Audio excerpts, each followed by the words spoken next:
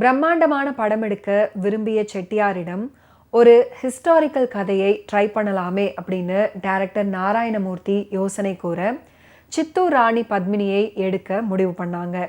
இது ஒரு சரித்திர கதை அல்லது சரித்திரத்தில் கற்பனை சேர்த்த கதை அப்படின்றதுனாலோ என்னவோ கதை அப்படின்னு டைட்டிலில் யார் பெயரையுமே குறிப்பிடாதது நேர்மை, அந்த காலத்துக்கே உரிய நேர்மை அப்படின்னு தான் சொல்லணும்.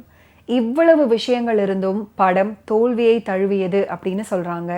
ஆனால் கிடைத்த வெற்றி என்னன்னு தெரியுமா?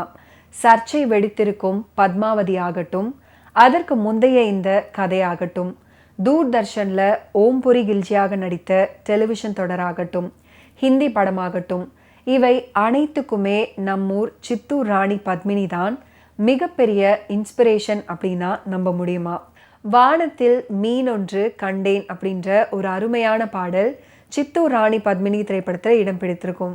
வானத்தில் மீன் ஒன்றை காண்பதற்கு தான் சூலமங்கலம் ராஜலட்சுமி வானத்திற்கே சென்று விட்டாரோ அப்படின்னு நினைக்க தோன்றும் ஒரு பாடல்.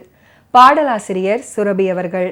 வானத்தில் மீன் ஒன்று கண்டான், ஒரு மன்னாதி மன்னவன், வானத்தில் மீன் ஒன்று கண்டான்.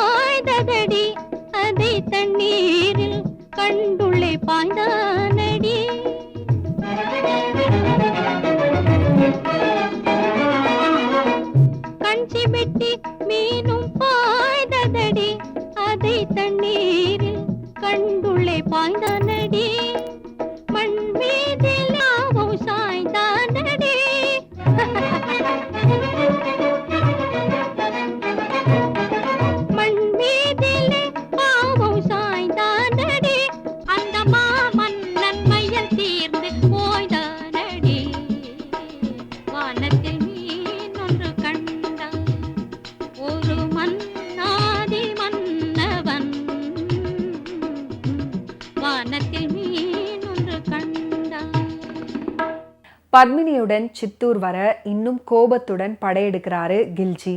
இதற்கிடையே பீம்சிங்கின் அம்மா இறப்பது சென்டிமெண்ட் டச். அந்த யுத்தத்தில் வாள் எடுத்து சுழற்றி சுழற்றி சண்டையில் கலந்துக்கிறாங்க வைஜெயந்திமாலா. போரில் பீம்சிங் கொல்லப்பட ஓடி வந்து உடலில் விழுந்து கதறி எழும் பத்மினி அவர்கள் ஆயுதம் எடுத்து தன்னை தானே குத்தி கொண்டு இறந்து போகிறாங்க.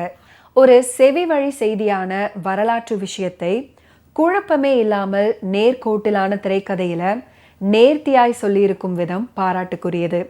சிவாஜி அவர்களுடைய மிக இல்லாத நடிப்பும் வைஜெயந்திமாலா அவர்களுடைய நடிப்பும் நடனமும் அழகு.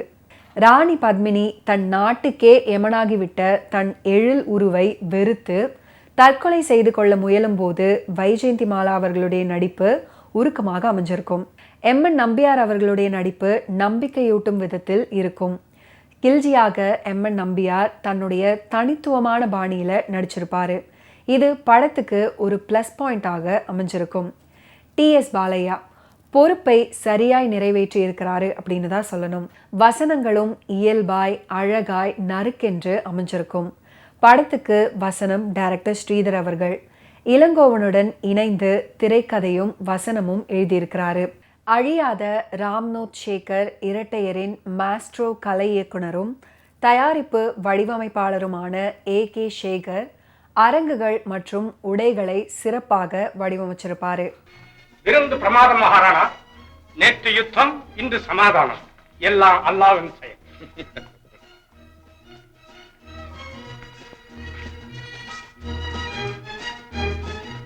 மாளிகா போர் ஆலம்பனம்.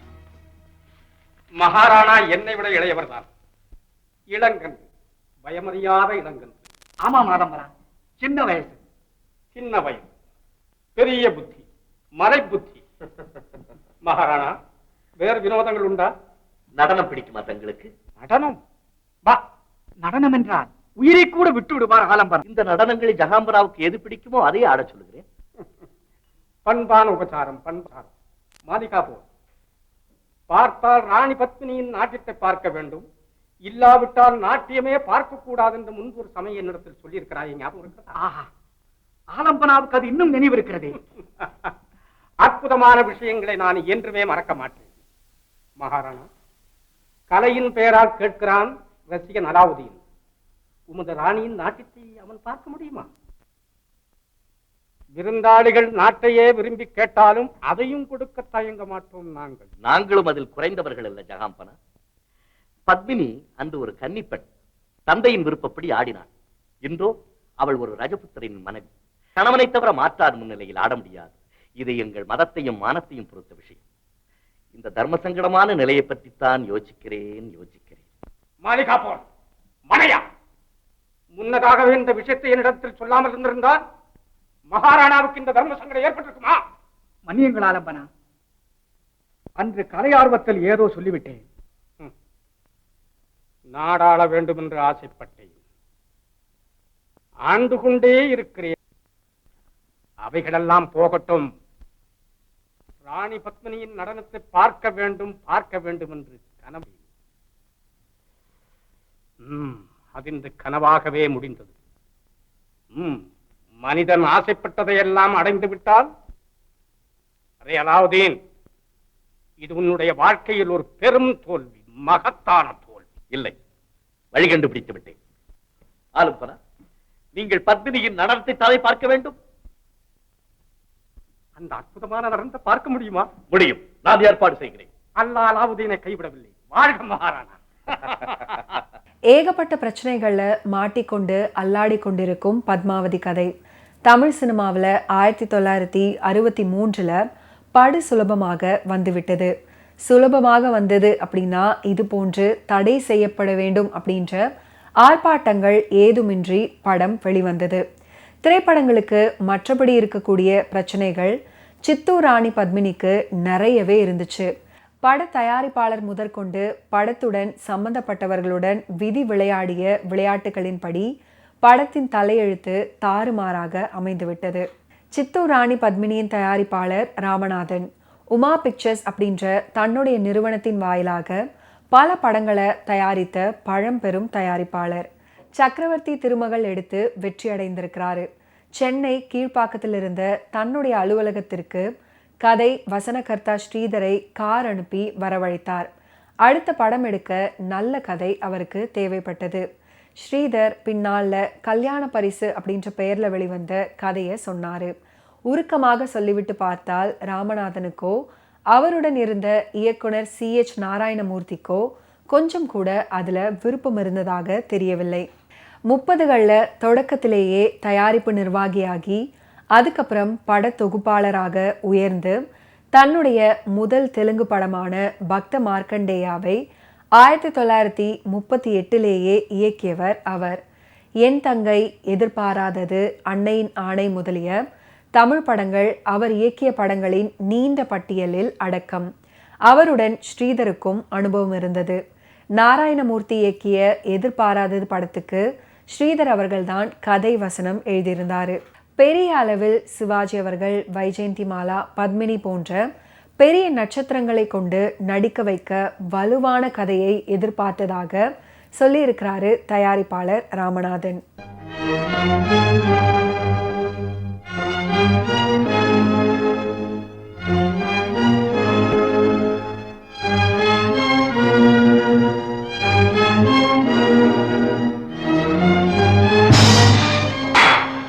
தற்கொலை தவறான காரியம் இளவரசி.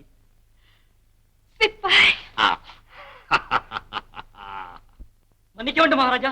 என்ன? இளவரசின் அந்த புறாரைக்குள் யாரோ ஒரு ஆடவன் நுழைந்து விட்டான். ஆடவனா? இளவரசி, கண்ணீர் ஒரு புறம், புன்னகை மற்றொரு புறம். இவை இரண்டுக்கும் இடையே ஊசலாடிக் கொண்டிருப்பதுதான் காதல். காதல் விஷயத்தில் இது போன்ற இக்கட்டுகள் ஏற்பட்டுக் கொண்டுதான் இருக்கும்.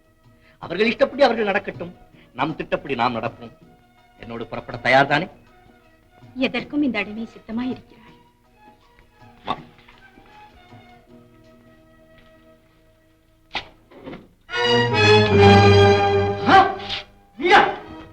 அந்த புறத்திற்குள் நுழைந்து அக்கறை ஏற்றுக்கொள் பரிசு. பலே, மாமனாரின் பரிசு மகா பிரமாதம், மகா பிரமாதம். அப்பா, காதலிப்பது ஒரு தவறானால் நீங்கள் என்னைத்தான் தண்டிக்க வேண்டும். என்ன சொல்கிறாய் நீ? உண்மைதான் சொல்கிறேன். இவரை காதலித்து விட்ட என் இதயத்தில் வேற எவருக்கும் இனி இடமில்லை அப்பா. பத்மினி, உன்னை சித்தூர் இளவரசனுக்கு மனப்படுத்தி கொடுப்பதாக வாக்களித்திருக்கிறேனே, என்ன ஆனது? அது யோசிக்க வேண்டிய விஷயம்தான். இருந்தாலும் பாதகமில்லை மாமா. இந்த விஷயத்தை நானே இளவரசரிடம் சொன்னால் உங்கள் திருமணத்தை முன்னின்று நடத்தி வைப்பார் என்று சொல்கிறாயோ? அதேதான். எனக்கு இளவரசரிடம் அவ்வளவு செல்வாக்குண்டு. வாயமூடு. யாரை? இவனை எடுத்துச் செல்லுங்கள் சிறைச்சாலை. பத்மினி, வாங்க. இளவரசர், இங்கே இருக்கீங்க. என்ன இதெல்லாம்? என்ன? யார் இவர்? ஏன் மகாராஜாவுக்கு தெரியாதா? இவர்தான் இளவரசர் பீம்சிங். இளவரசர் பீம்சிங்.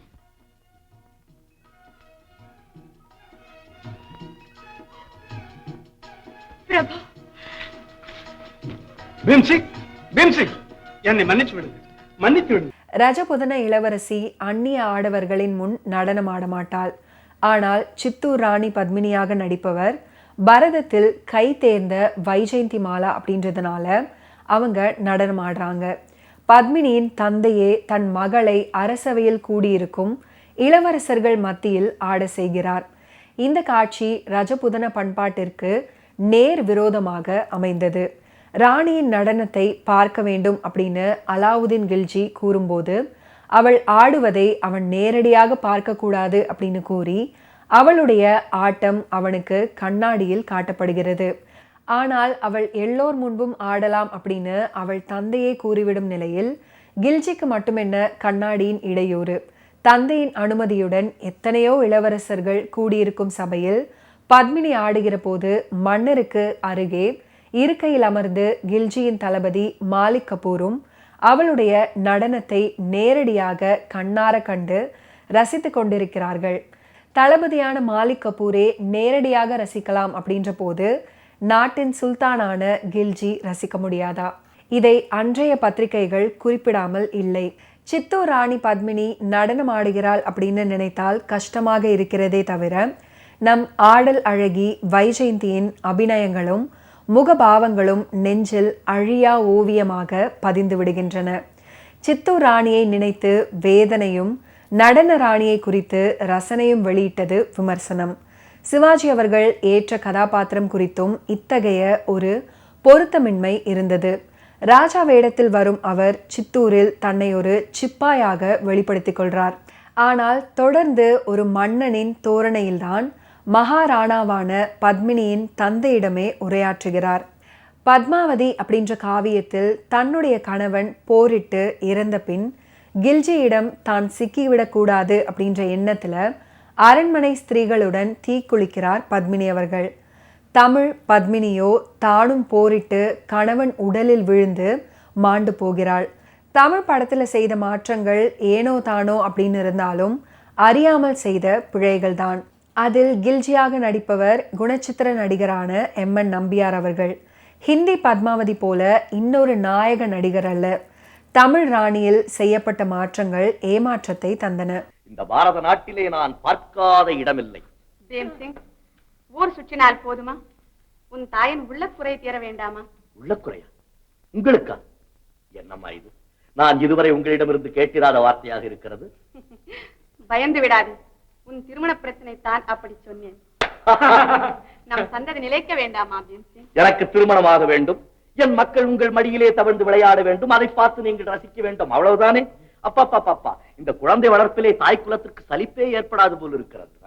வளர்க்கும் தாயாக இருப்பதில் தான் ஒவ்வொரு பெண்ணும் பெருமை கொள்கிறாள். அது இருக்கட்டும், நான் கேட்டதற்கு பதில்.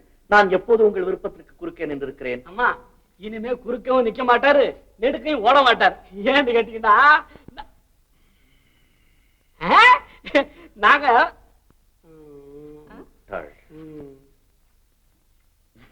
அப்போது சம்பந்தம் எங்கே வைத்துக் கொள்ளலாம்?